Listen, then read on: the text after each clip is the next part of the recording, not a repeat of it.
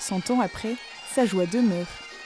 Le diocèse de Rennes fête ce dimanche les 100 ans de la naissance du bienheureux Marcel Callot.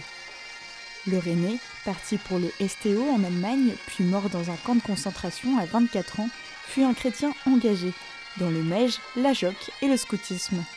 Aujourd'hui, tous les mouvements auxquels il a appartenu sont représentés. Sur la basilique Saint-Aubin, un portrait géant du bienheureux est dévoilé. Voilà Marcel qui est là, sous nos yeux, à la place Sainte-Anne au cœur de Rennes. C'est son église, cette basilique Saint-Aubin, là où il était tous les jours.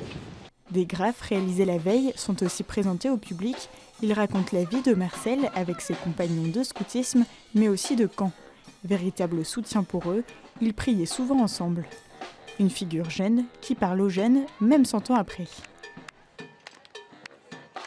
C'est un homme qui n'a pas vécu longtemps, vu qu'il est mort à 20 ans. Mais il a, malgré le fait qu'il soit mort jeune, il a quand même réussi à transmettre plein de choses. Et ça montre que même en étant jeune, on peut faire plein de choses et transmettre aux autres le scoutisme, tout ce qu'on aime, etc. Sa pensée, sa joie et sa joie de vivre aussi. Voilà. Il nous a tout transmis et c'est ça qui est bien. Sa façon d'être avec les gens, sa façon de toujours garder espoir, de se dire que même si tu baisses les bras, que même si tu tombes plusieurs fois dans ta vie, tu peux te relever. Du coup, pour moi, c'est un exemple de faire. Je voudrais être comme lui. Dans l'église, c'est toute la vie de l'ouvrier d'imprimerie que l'on peut découvrir désormais avec une exposition.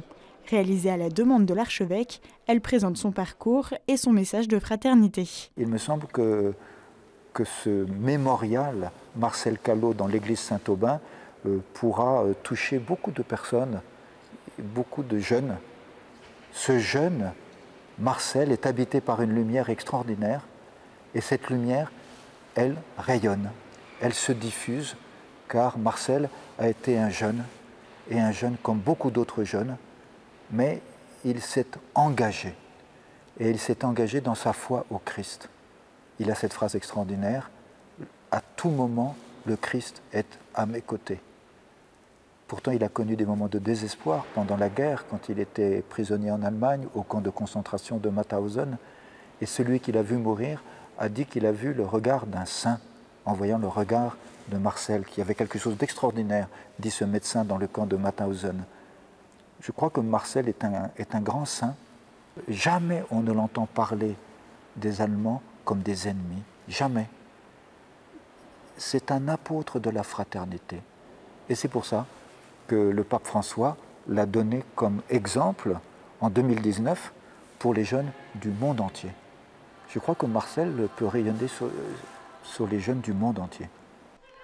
Le diocèse a profité du jubilé pour célébrer le vernissage de ce mémorial.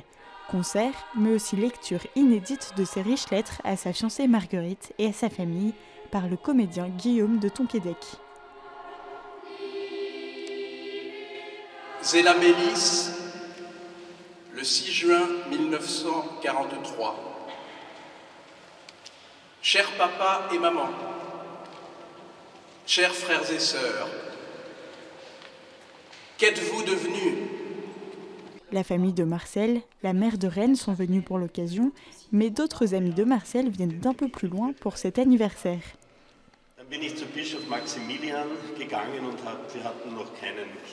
Il m'a inspiré pour faire le long chemin jusqu'ici et faire un discours devant tant de gens en français.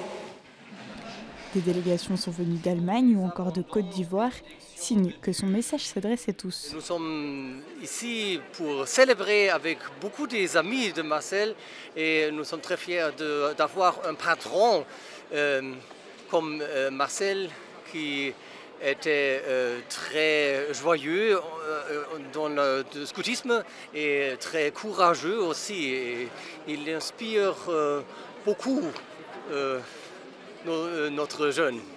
Le père Nguessan est venu du diocèse d'Abidjan, partenaire du diocèse de Rennes, pour s'associer à cet anniversaire. En Afrique, les jeunes ont besoin aujourd'hui de beaucoup de repères de la sainteté. Et un jeune comme Marcel Callot, qui a vécu simplement sa foi, qui a témoigné de cette foi-là, peut stimuler les autres jeunes à croire qu'au cœur de la souffrance, Jésus-Christ les rejoint, au cœur de la souffrance, Dieu le Père est avec eux par la force de l'Esprit Saint. Un rayonnement universel pour le jeune bienheureux. 30 ans après sa béatification par Saint Jean-Paul II, la reconnaissance d'un miracle grâce à son intercession est encore nécessaire pour ouvrir la voie à sa canonisation.